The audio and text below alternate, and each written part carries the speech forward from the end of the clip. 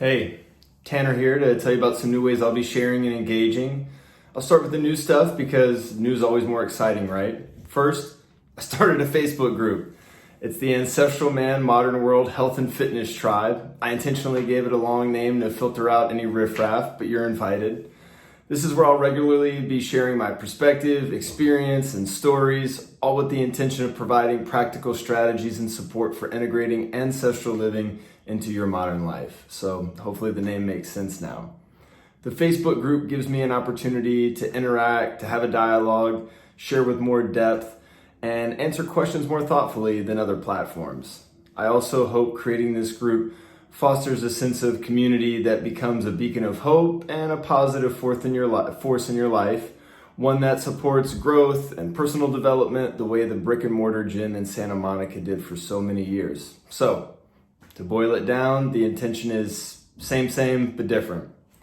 The tribe is alive and active. It's something I've been doing for a little while now, and I'd love to have you join. So there's a link somewhere in the newsletter a little further down where you can join up. Hope to see you there. Now, if you're on Instagram, you can follow me and my adventures and misadventures at Ancestral Modern Man. That's the handle. I'll be showing you how I train, how I eat, and what routines I've developed to leverage nature to feel energetic, strong, mobile, clear, balanced, and for looking damn good naked.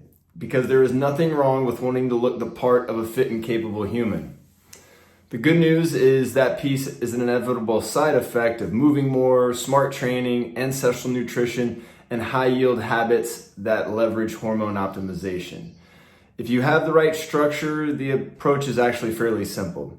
You don't need to live in a gym, count calories, or do endless meal prep. That stuff's bullshit, and it's unnecessary, and who has time for it anyway? I'm sure you don't, and I definitely don't. I'm busy living life, hustling, and doing things I'm passionate about with people I enjoy. So if you're into that, if that sounds like the intention of your trip, come on. Join the digital wagon train on this metaphorical Oregon Trail to realize your untapped potential, to thrive, to feel radical and confident about the way you look, and to perform like a capable effing human. You may be asking why the focus on ancestral lifestyle. Fair question. If you look around in any public place or do a quick Google search on statistical trends, the only conclusion for any critical thinker is that we're in the midst of a health crisis, both mental and physical. We've got metabolic disease, neurodegenerative diseases, joint health issues. I'd put up some graphical illustrations of obesity, diabetes, heart disease, depression, anxiety, orthopedic surgery, and joint replacement trends, but my goal here isn't to depress you with the deplorable state of modern human health. And it probably doesn't matter anyway, because if you've even the slightest bit of awareness, this isn't breaking news to you. What I extract from all this is that modern living has created a modern disease state.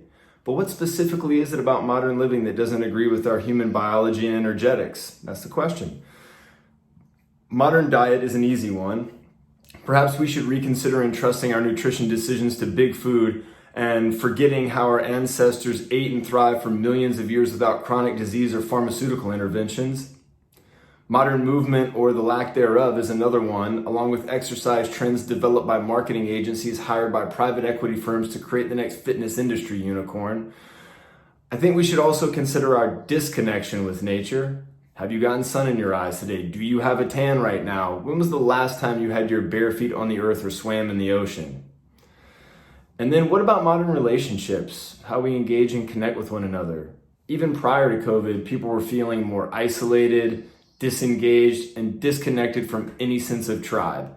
A group of like-minded people held together by common bonds and a sense of responsibility to one another.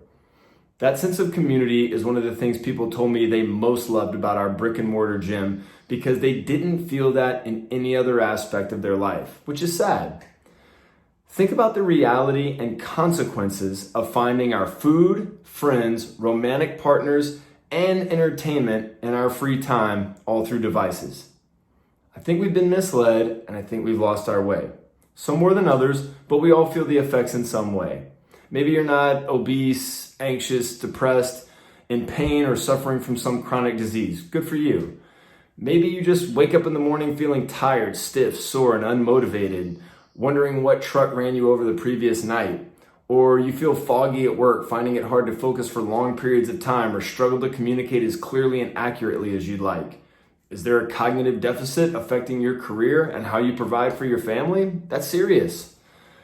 At the end of the day, maybe you feel too drained, finding it hard to summon the energy and motivation to exercise or do things you enjoy. The grip of the couch kraken's tentacles more than you can overcome.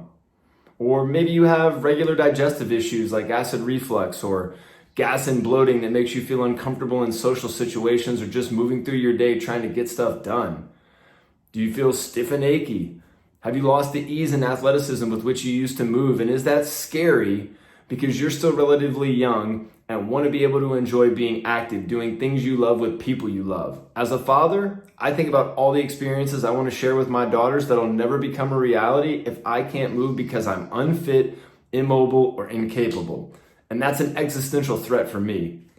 These are all things our society is normalizing, and I'm telling you it doesn't have to be that way. You can be thriving and feeling awesome. Look, maybe you're just bummed about what you see in the mirror right now. Question: would you be uncomfortable taking your shirt off or being in a swimsuit in front of people right now, right this minute? Now, how would it feel to do that this summer at the beach and turn a few heads in the process, maybe even get a few dams? Let's be honest, it feels freaking great. And feeling great and confident about the way you look and feel in your own body is a superpower. One of my favorite athletes, Deion Sanders, once said, "When you look good, you feel good. When you feel good, you play good. And when you play good, they pay good." Wise words from a wise man. But here's the thing about feeling great about the way you look, feel, and move. You gotta earn it. It's a privilege granted to those that habitually execute the right routines day after day.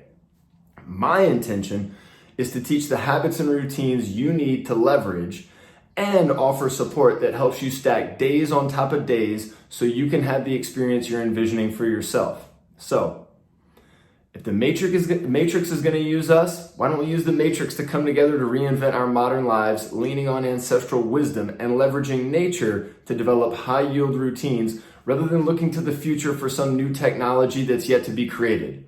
When are we going to realize that every technology we need already exists within us and in our connection to nature? Don't worry, I'm not suggesting you need to sell all your belongings and move into a mountain cave, eating only what you can hunt and gather. Quite the contrary, actually. My intention is to share how you can weave more quality movement, high-yield habits, meaningful connection, and ancestral nutrition into the braid of your life so you can thrive and experience your untapped potential. Hope to see you in the group. There are some free gifts I'm giving away to new members, so take advantage of that.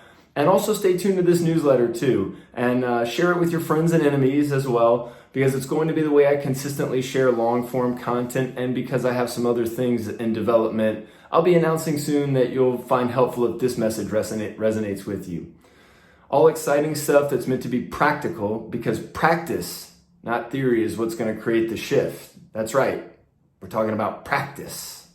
And remember, don't overcook your meat or your approach. Keep it simple. Much love. Peace.